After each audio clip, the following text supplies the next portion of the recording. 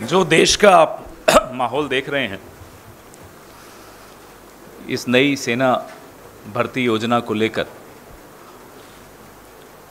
कारण इस योजना को लाने का बताया जा रहा है कि आर्थिक कारण है।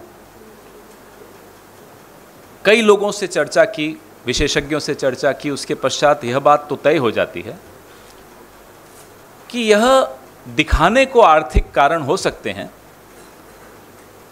असल में जो नीयत है वो कुछ और है। क्या है वो नीयत? कि आप संघ की मानसिकता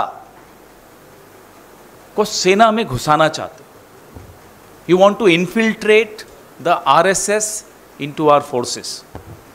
क्या कारण है कि 4 में से 1 को आप रखेंगे और 3 को आप चलता करेंगे? कोई कारण होगा, नंबर 1। नंबर 2, आप समाज का सैन्यकरण कर रहे हैं। ये बहुत चिंता का विषय है। आप आए दिन देखते हैं, अमेरिका से खबरें आती हैं, स्कूल में गोलियां चल गई, मॉल में गोलियां चल गई। आप हर 4 में से 3 नौजवान, प्रशिक्षित नौजवान समाज में छोड़ देंगे। समाज की क्या स्थिति होगी? आप क्या चाहते हैं? हमारे नौजवान गैंग्स चलाएं? क्या चाहते हैं? आपकी नीयत क्या है? सोचा क्यों नहीं आपने? साथियों, जो डीमोनेटाइजेशन ने अर्थव्यवस्था का हश्र किया, ये डीमैनिटाइजेशन वही हश्र फोर्सेस का करेगी, सुरक्षा का करेगी। What the demonetization did to the economy, this demonetization will do to our security forces.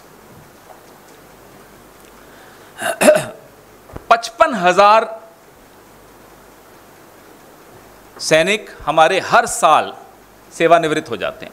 बहुत अच्छी तरह प्रशिक्षित होते हैं, काबिल होते हैं।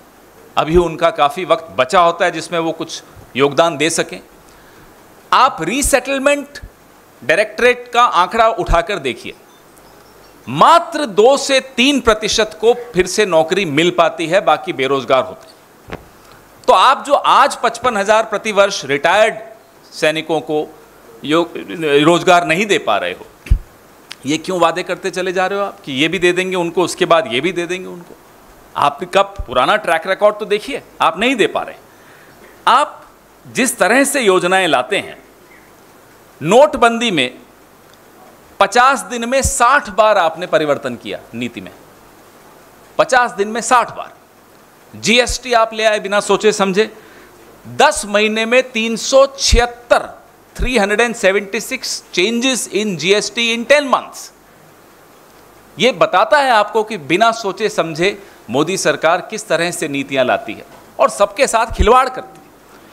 जो काले कानून लाए थे, वो 1 साल तक आप जिद पे अड़े रहे, फिर आपको पीछे हटना पड़ा। सीएए 2.5 साल पहले आप लाए, आज तक आप नियम नहीं बना पा रहे हो, क्योंकि आपने बिना सोचे समझे एक दिन सुबह उठे और थोप दी एक नीति। अब ये जो अग्निपथ नाम की स्कीम है, पिछले 3 दिनों में 3 अलग अलग परिवर्तन आ चुके हैं। अभी 3 ही दिन हुए हैं। तो आप सबके माध्यम से हम फिर से गुजारिश करेंगे नरेंद्र मोदी जी से कि पहली बात, बिना सोचे समझे नीतियां थोप कर लोगों की जिंदगी के साथ, देश की सुरक्षा के साथ खिलवाड़ करना बंद कीजिए।